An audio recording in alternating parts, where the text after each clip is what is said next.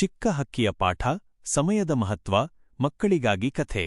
ನನ್ನ ಪ್ರೀತಿಯ ಮಕ್ಕಳೇ, ಒಂದಾನೊಂದು ಕಾಲದಲ್ಲಿ ಹಚ್ಚ ಹಸಿರಿನ ದೊಡ್ಡ ಕಾಡಿನಲ್ಲಿ ಒಂದು ಮರ ಇತ್ತು. ಆ ಮರದ ಮೇಲೆ ಚಿಕ್ಕು ಎಂಬ ಪುಟ್ಟ ಹಕ್ಕಿ ತನ್ನ ಪ್ರೀತಿಯ ಅಮ್ಮನ ಜೊತೆ ವಾಸಿಸುತ್ತಿತ್ತು. ಚಿಕ್ಕು ನೋಡಲು ಎಷ್ಟು ಮುದ್ದಾಗಿತ್ತು ಆದರೆ ಅದಕ್ಕೆ ಒಂದು ಕೆಟ್ಟ ಅಭ್ಯಾಸವಿತ್ತು. ಅದು ಸ್ವಲ್ಪ ಆಲಸ್ಯ ಜಾಸ್ತಿ.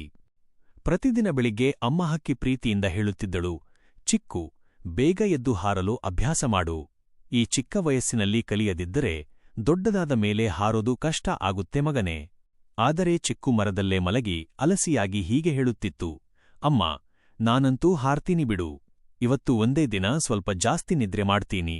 ಎಲ್ಲಾ ಹಕ್ಕಿಗಳು ಆಗಸದಲ್ಲಿ ಸಂತೋಷದಿಂದ ಹಾರಾಡುತ್ತಿದ್ದರೂ ನಮ್ಮ ಚಿಕ್ಕು ಮಾತ್ರ ಮರದ ಕೊಂಬೆಯ ಮೇಲೆ ಸುಮ್ಮನೆ ಕುಳಿತುಕೊಳ್ಳುತ್ತಿತ್ತು. ದೊಡ್ಡ ಗಾಳಿ ಬಂದ ದಿನ. ಹೀಗಿರುವಾಗ ಒಂದು ದಿನ ಕಾಡಿಗೆ ಭಾರಿ ಬಿರುಗಾಳಿ ಬಂದುಬಿಟ್ಟಿತು. ಮರದ ಕೊಂಬೆಗಳು ದೊಡ್ಡದಾಗಿ ತೂಗಲು ಶುರುವಾದವು. ಕಿತ್ತು ಹೋಗುವಂತೆ ಗಾಳಿ ಬೀಸುತ್ತಿತ್ತು. ಎಲ್ಲಾ ಹಕ್ಕಿಗಳು ಸಮಯ ವ್ಯರ್ಥ ಮಾಡದೆ ತಕ್ಷಣ ಹಾರಿಕೊಂಡು ಸುರಕ್ಷಿತ ಸ್ಥಳಕ್ಕೆ ಓಡಿಹೋಗಿದ್ದವು. ಆದರೆ ಹಾರಲು ಅಭ್ಯಾಸ ಮಾಡಿರದ ನಮ್ಮ ಚಿಕ್ಕುವಿಗೆ ಏನು ಮಾಡಬೇಕೆಂದು ತೋಚಲಿಲ್ಲ. ಭಯದಿಂದ ಅಮ್ಮನನ್ನು ಕರೆದು ಜೋರಾಗಿ ಕೂಗಿತು.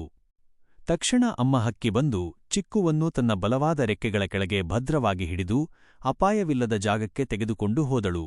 ಗಾಳಿ ನಿಂತ ನಂತರ ಚಿಕ್ಕು ಅಮ್ಮನನ್ನು ನೋಡಿ ಕಣ್ಣೀರು ಹಾಕಿತು.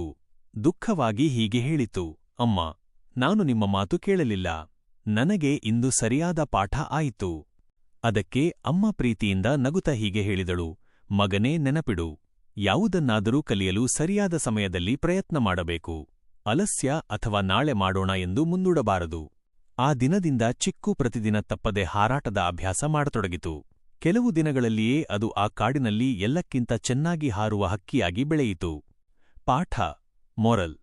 ಆದ್ದರಿಂದ ನನ್ನ ಪ್ರೀತಿಯ ಮಕ್ಕಳೇ, ಈ ಕಥೆಯ ಪಾಠವನ್ನು ನಾವೆಲ್ಲರೂ ನೆನಪಿಡಬೇಕು. ಯಾವುದೇ ಕೆಲಸದಲ್ಲಿ ಆಲಸ್ಯ ಮಾಡಿದರೆ ನಾವು ನಮ್ಮ ಬೆಲೆಬಾಳುವ ಅವಕಾಶಗಳನ್ನು ಕಳೆದುಕೊಳ್ಳುತ್ತೇವೆ. ಸಮಯಕ್ಕೆ ಸರಿಯಾಗಿ ಆಸಕ್ತಿಯಿಂದ ಕಲಿಯುವುದು ಮತ್ತು ಪ್ರಯತ್ನಿಸುವುದು ನಮ್ಮ ಜೀವನದಲ್ಲಿ ಬಹಳ ಮುಖ್ಯ.